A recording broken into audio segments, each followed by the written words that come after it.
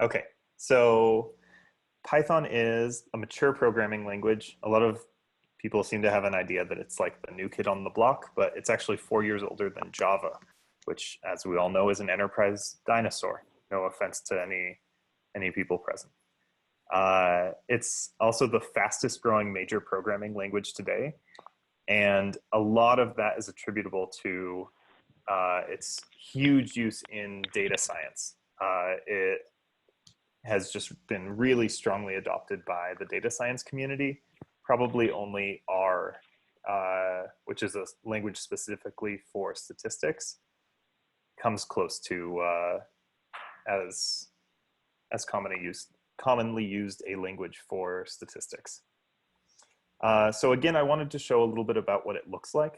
So I actually have two simple examples. An example using Django, which is a very common web framework. If you've heard of like Rails or Ruby on Rails, Django is like the Python version of that. And an example using sklearn, which is one of the common libraries for doing machine learning.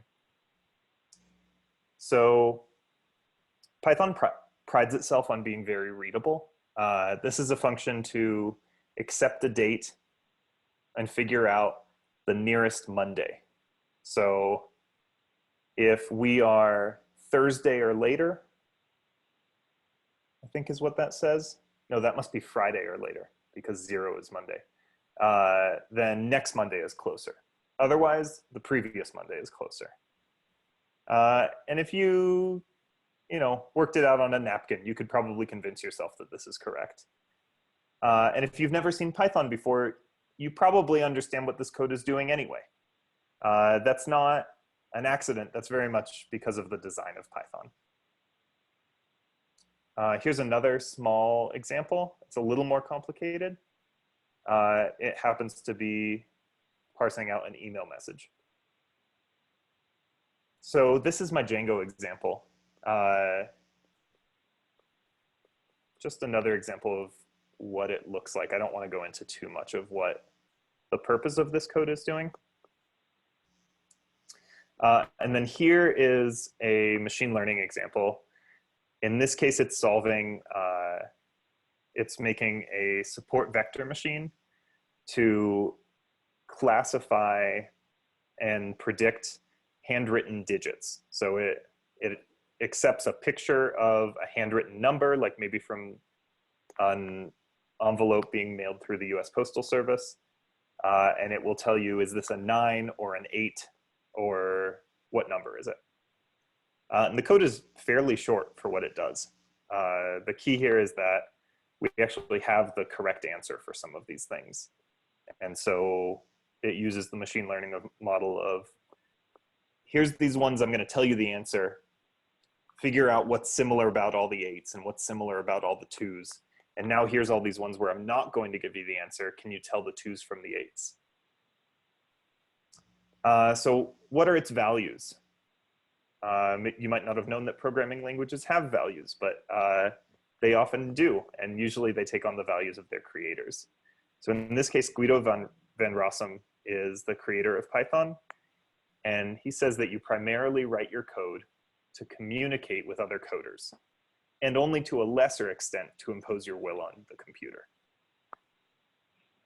So from that, Python feels that programmer time is more expensive than servers.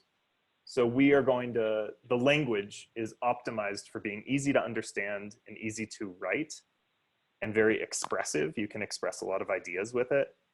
And it's not always the fastest language. And then it also has kind of a philosophy of being batteries included.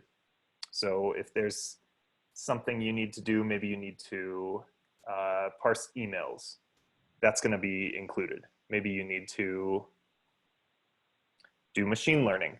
That isn't included in the standard library, but there's lots and lots of open source packages supporting that. Can I pause here? How are we doing? Are there any questions, Allegra? There's one about SQL, but we can do that closer to the end. Okay, sounds good. So what's Python for? Python is for web programming. Instagram, Pinterest, and Dropbox are all written in Python. I believe Instagram is famously like the most crazy performant optimized Django site that like it's used by more people than I think any other Django site. Python is for data science and machine learning. There's a lot of really powerful libraries like pandas, numpy, scikit-learn, which is just another pronunciation of that sklearn, TensorFlow for doing deep learning.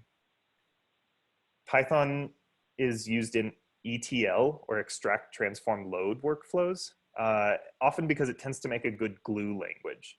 It doesn't get in the way.